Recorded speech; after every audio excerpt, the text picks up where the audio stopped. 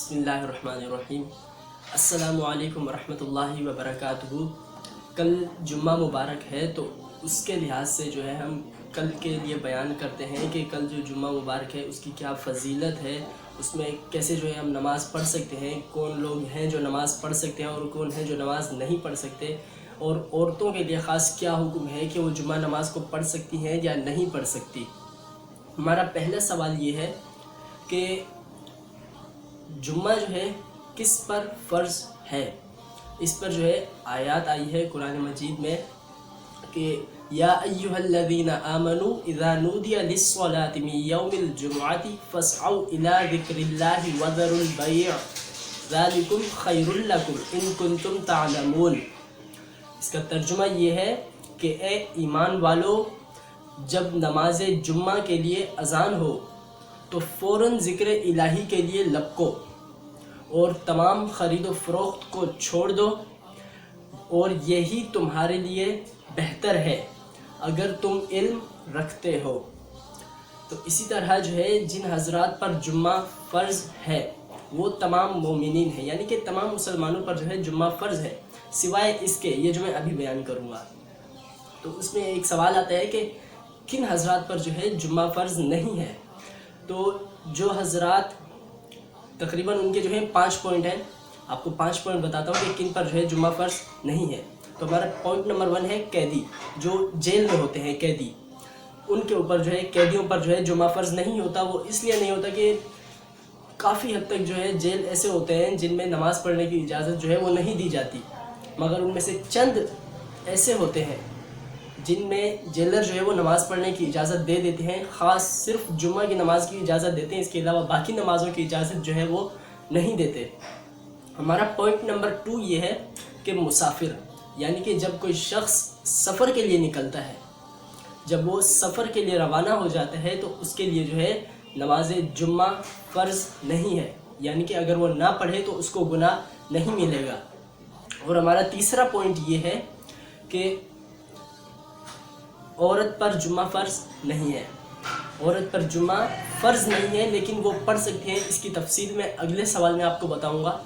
اور ہمارا چوتھا پوائنٹ یہ ہے کہ جو مریض ہوتے ہیں، جیسا کہ کوئی بیمار ہوتے ہیں، سخت بیمار ہو جاتے ہیں، تو ان کے لیے جو ہے اٹھنا بھی مشکل ہو جاتا ہے، یا ان کے لیے سہارا بالکل ختم ہو جاتا ہے ان کا، تو نماز جو ہے ان کے لیے فرض نہیں ہے۔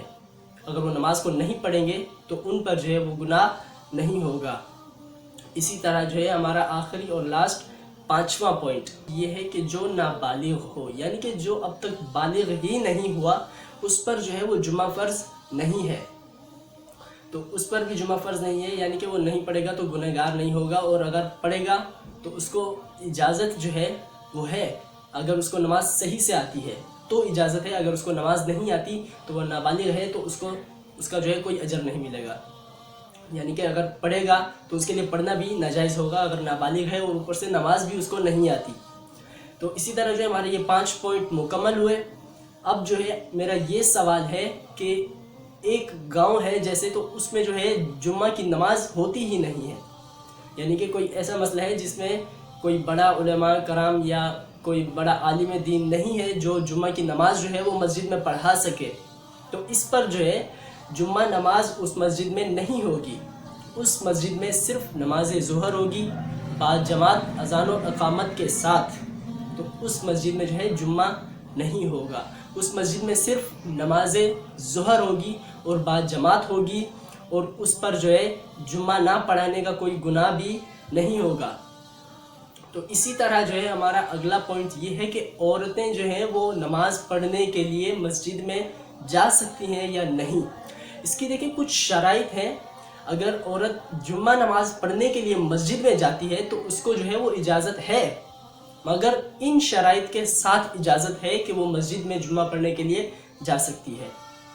اس کی شرائط یہ ہے کہ وہ با پردہ جائے، یعنی کہ اس کا جسم کہیں سے بھی نظر نہ آئے، بالکل با پردہ جائے، صرف اس کے ہاتھ نظر آئیں اور پیر نظر آئیں، اس کے علاوہ چہرہ تک نظر نہ آئے، نقاب کر لے اچھے سے۔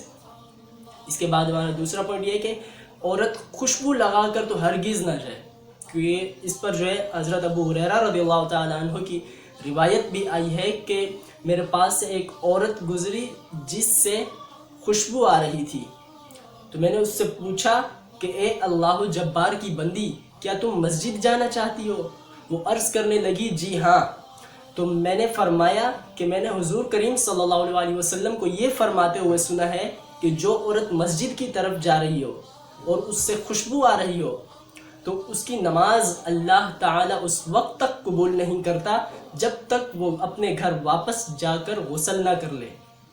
تو اسی طرح جو ہے خوشبو عورتوں کے لیے جائز نہیں ہے، بس صرف اتنی جائز ہے کہ وہ اپنے پسینے کی گھن وغیرہ سے جو ہے ہلکی سی خوشبو کا استعمال کریں، جو کہ خوشبو صرف اپنے تک ہی پھیلے، دوسروں تک نہ جائے۔ یعنی کہ خوشبو ایسی لگا لی کہ اگر کوئی ساتھ بھی بیٹھا ہے تو اس کو بھی خوشبو نہ آئے، ایسی خوشبو جو ہے عورت استعمال کرے۔